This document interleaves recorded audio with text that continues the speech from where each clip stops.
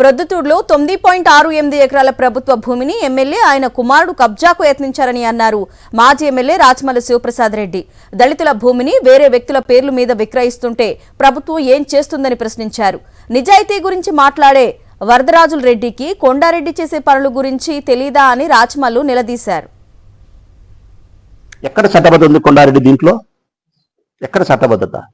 First of all ఈ భూములు ప్రభుత్వానియా లేకుంటే ప్రభుత్వం అసైన్డ్ కమిటీ పేరుతో లేకుంటే అసైన్డ్ పట్టా పేరుతో దళితులకు ఇచ్చినేటియా? మేము సమాచార హక్కు చట్ట ప్రకారం ప్రభుత్వాన్ని అడిగితే ప్రభుత్వం మాకు ఇచ్చిన సమాధానం ఏంటంటే ఈ భూమి ప్రభుత్వానిది అని ఇచ్చినారు.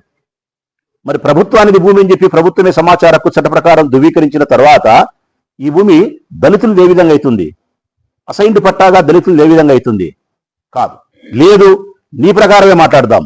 అది ఇంకా దళితులకు ఇచ్చిన అసైన్డ్ పట్టా ఏమైతే డీకేటీ పట్టా ఉందో దాన్ని ప్రభుత్వం పూర్తిగా రద్దు పరచలేదు. వీళ్ళ పూర్తిగా అనుభవంలో లేదు. రద్దు పరచలేదు కాబట్టి వీళ్ళకి ఇంకా అధికారం ఉంది నేను మాట్లాడతాను అని నువ్వు అనుకుంటే, ఇన్ని తెలిసిన నీకు 30 సంవత్సరాలు మీ తండ్రి గారు ఎమ్మెల్యేగా ఉండి నువ్వు చదువుకునేవానివి, నీకు ఈ చట్టం తెలీదా?